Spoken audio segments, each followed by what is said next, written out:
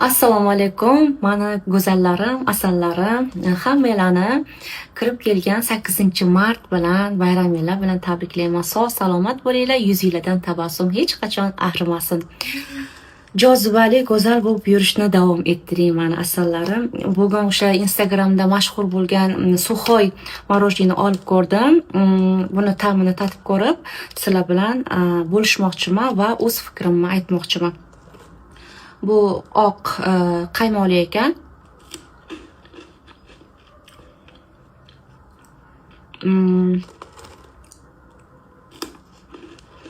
Qulupnikali. Bu shokoladni.